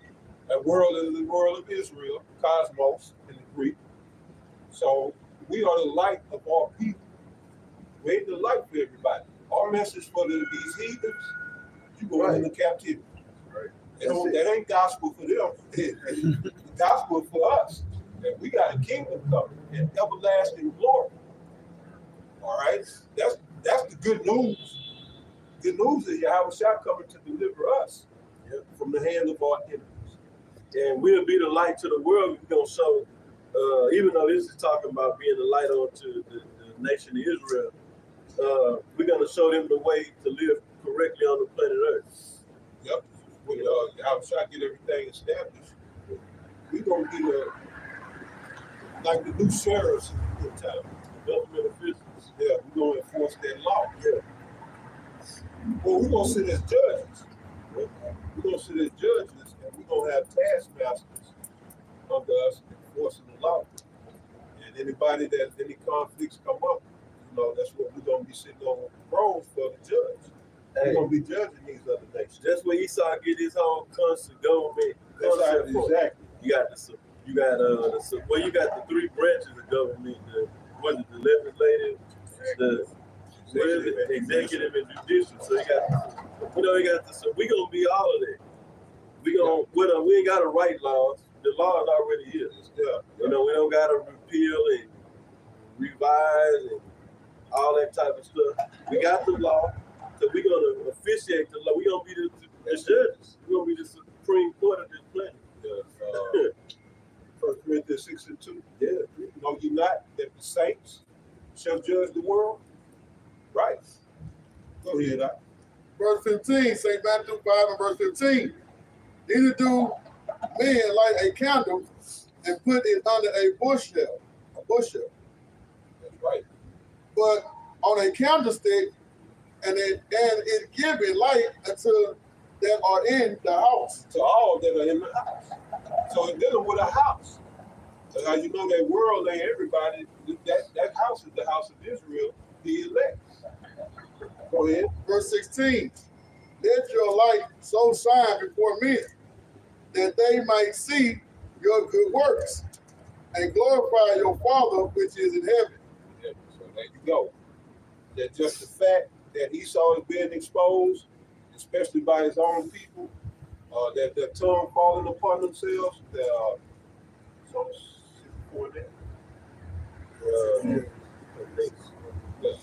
so should their own tongue fall upon themselves. That show that their light is going out. Because they used to do something, and it wouldn't come out for decades. And by that time, it been fully set. Now, as soon as they do something, somebody blow on the whistle or expose them. That's a sign of them losing the light. At the same time, our light is getting brighter and brighter in Yahweh Shah Mashiach. So, with that being said, we're going to end it on that. Anybody had any last remarks? Well, we pray that you brothers are edified. And again, we say, give all praise and glory and honor unto Yahweh, Ba'ashem, Yahweh Shah, Ba'ashem, Rakakadas. The honors to the elders and apostles of the great millstone. Peace and blessings to the Achion worldwide, man. Fight the good fight of faith. So to the next one, Shalom. Shalom. Shalom.